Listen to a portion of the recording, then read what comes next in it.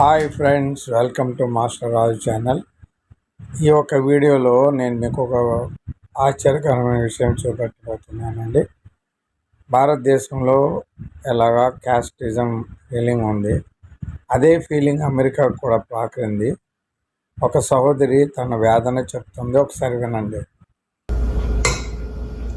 వాషింగ్టన్లోని ఓ tech కంపెనీలో పనిచేస్తున్నారు మాయా కాంబ్లే. తన గుర్తింపు బయటపెట్టడం ఆమెకిష్టం లేదు. అయినా తన కథను ప్రపంచానికి చెప్పాలనుకుంటున్నారు. మాయా పూర్వీకులు భారత్కు చెందిన దళితులు. శతాబ్దాలుగా దళితుల పట్ల వివక్ష కొనసాగుతోంది. భారత్లో దళితులపై వేధింపులను నిషేధిస్తూ కొన్ని దశాబ్దాల కిందట చట్టాలు చేశారు. అయినా దళితురాలుని అన్న న్యూనతాభావం తనను నీడలా వెంటాడుతోంది.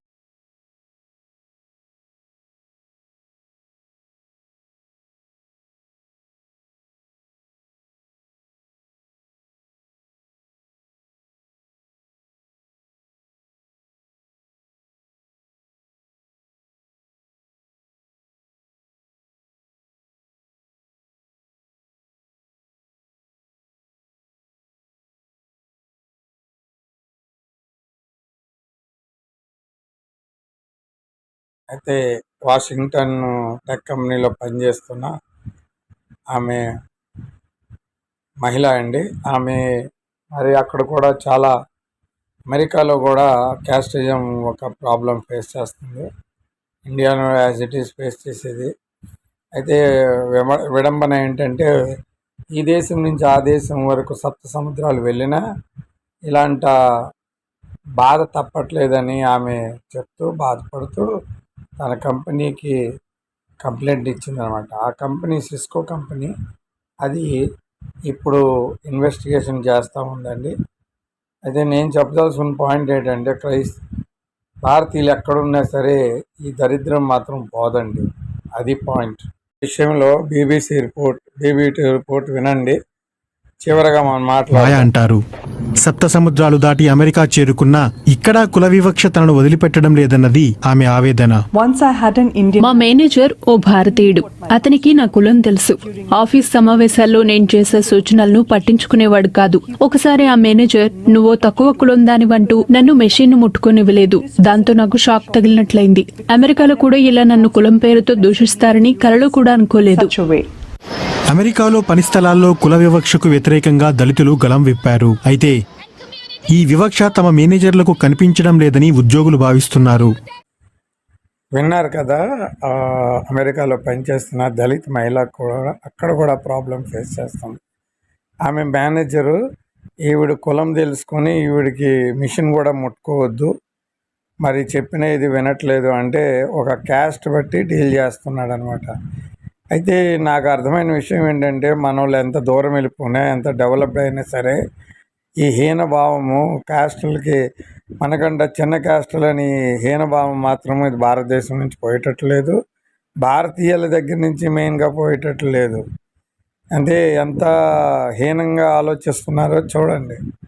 కాబట్టి నాకేట అర్థమవుతుందంటే, ఎంత సభ్యత ఉన్న, ఎంత చదువుకున్నా, ఎన్ని డెవలప్ దేశాలని ఇది పోయేటట్లేదు. ఇది పోవాలి అని అంటే మొత్తం క్యాస్ట్ని మన భారతదేశంలో అబాలిష్ చేయాలి, అందరికి సమానం చేయాలి, ఏ రిజర్వేషన్స్ ఏవి ఉంచకూడదు. అప్పుడు కాగా ఈ యొక్క ఫీలింగ్ పోదనుకుంటున్నాను. సరే, మీరు ఈ వీడియో అంతా చూడండి. మరి మీరు వీడియో చూసిన తర్వాత మీకు ఏమనిపిస్తుందో మీరు కమెంట్ రూపంగా తెలియపరచండి. సబ్స్క్రైబ్ చేయండి, లైక్ చేయండి. మీరు ఏదైనా ఒపీనియన్ ఉంటే తెలియపరచండి. Thank you very much. ఇలాంటివి కొత్త కొత్త విషయాలన్నీ కూడా మాస్టర్ రాజు ఛానల్ న్యూస్లో నేను తెలియపరుస్తుంటాను. Thank you very much. Video మాత్రం చివరి వరకు చూడండి. వాళ్ళ వ్యాఖ్యలు ఇప్పుడు వార్తల్లో ప్రముఖంగా కనిపిస్తున్నాయి. నిరసనల ఫలితంగా కాలిఫోర్నియాలోని టెక్ కంపెనీ సిస్కో సిస్టమ్స్ పై కేసు కూడా పెట్టారు. కంపెనీలోని ఓ దళిత ఉద్యోగిపై 2 మేనేజర్లు పాల్పడిన కుల వేధింపులను కంపెనీ అడ్డుకోలేకపోయిందని ఆరోపణలు నమోదయ్యాయి. ఈ చర్యకు చాలా ప్రాధాన్యం ఉందని ఈక్వాలిటీ ల్యాబ్స్ అనే సంస్థ అభిప్రాయపడింది. ఎందుకంటే అమెరికా ఉపాధి చట్టం ప్రకారం కుల ఆధారిత వివక్షపై ఇప్పటివరకు ఎలాంటి నిషేధం లేదు. అమెరికాలోని వేలాది మంది నిమ్న కులాలకు చెందిన ఉద్యోగులకు, అమెరికన్ కంపెనీలకు చెందిన భారతీయ కార్యాలయాల్లో పనిచేసే ఉద్యోగులకు దీంతో ప్రయోజనం చేకూరుతుంది. ఇప్పుడు కులానికి రక్షిత సమూహంగా గుర్తింపునివ్వాలనే వాదనకు ఈ కేసు ఓ ఉదాహరణగా ఉపయోగపడుతుంది. తమపై వచ్చిన ఆరోపణలకు వ్యతిరేకంగా పోరాడతామని సిస్కో బీబీసీకి తెలిపింది. తమ ఉద్యోగులు చేసే ఫిర్యాదులను పరిష్కరించేందుకు కంపెనీలో పటిష్టమైన వ్యవస్థ ఉందని, ఈ కేసులో కూడా దాన్నే పాటించామని కంపెనీ ప్రకటించింది. తమ వైపు నుంచి ఎలాంటి చట్ట ఉల్లంఘన జరగలేదని కంపెనీ పేర్కొంది. సిస్కో కేసులో ఎవరు గెలిచినా చాలా లోతుగా వేళ్లూనుకున్న ఓ సమస్యపై ఇప్పుడు ముసుగు తొలగిపోయిందని చెప్పుకోవాలి. ఇప్పుడు అమెరికాలోని వివిధ కంపెనీల్లో పనిచేస్తున్న 250 మంది ఉద్యోగులు తమ అనుభవాలను పంచుకోవడానికి ముందుకొచ్చారు. దీనిపై చట్టపరమైన రక్షణ ఏదీ లేని దేశంలో ఇప్పుడు కుల వివక్షపైన కనీసం చర్చ అయితే మొదలైంది. Legal protections against it. Nikhil Anandar, BBC News.